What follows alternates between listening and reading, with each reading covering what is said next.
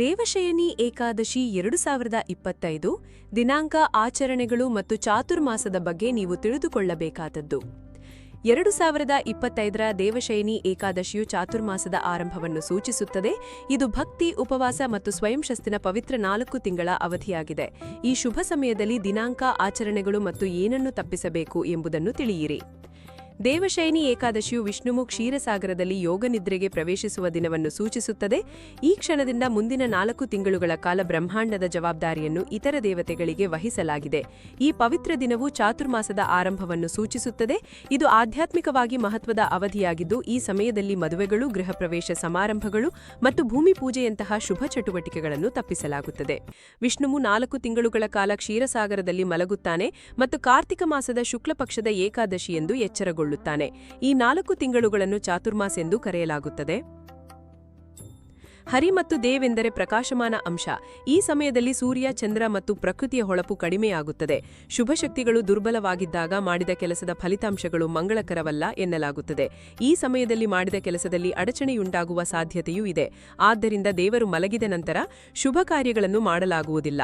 ದೇವಶಯನಿ ಏಕಾದಶಿಯೆಂದು ಭಗವಾನ್ ವಿಷ್ಣುವನ್ನು ಸರಿಯಾಗಿ ಪೂಜಿಸುವುದರಿಂದ ಅನೇಕ ಪ್ರಯೋಜನಗಳು ಸಿಗುತ್ತದೆ.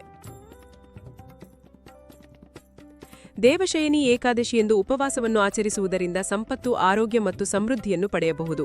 ಈ ದಿನ ಉಪವಾಸ ಮತ್ತು ಪೂಜೆ ಮಾಡುವುದರಿಂದ ಪಾಪಗಳೆಲ್ಲ ನಾಶವಾಗಿ ಮೋಕ್ಷ ಪ್ರಾಪ್ತಿಯಾಗುತ್ತದೆ.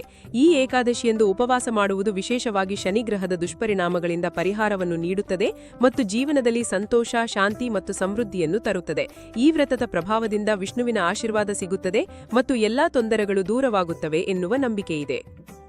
ದೇವಶಯನಿ ಏಕಾದಶಿಯ ದಿನ ಉಪವಾಸ, ಜಪ, ಭಜನೆ ಮೂಲಕ ಶ್ರೀಹರಿಯ ಆರಾಧನೆ ಮಾಡಲಾಗುತ್ತದೆ.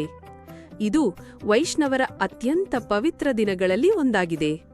ಈ ದಿನ ಉಪವಾಸ ಮಾಡಿ ಭಗವಂತನನ್ನು ಪ್ರಾರ್ಥಿಸಿದರೆ ಎಲ್ಲಾ ಪಾಪಗಳಿಂದ ಮುಕ್ತಿಯೂ ಸಿಗುತ್ತದೆ.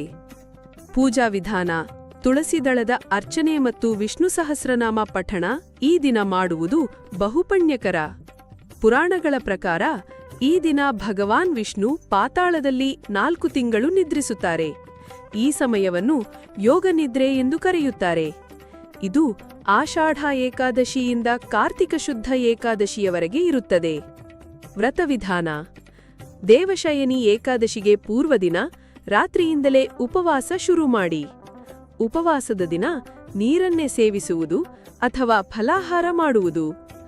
ತುಳಸಿ ದಳದ ಪೂಜೆ, ಗೀತಾ ಪಠನ, ವಿಷ್ಣು ಸಹಸ್ರನಾಮ ಪಠನ ಮುಖ್ಯ.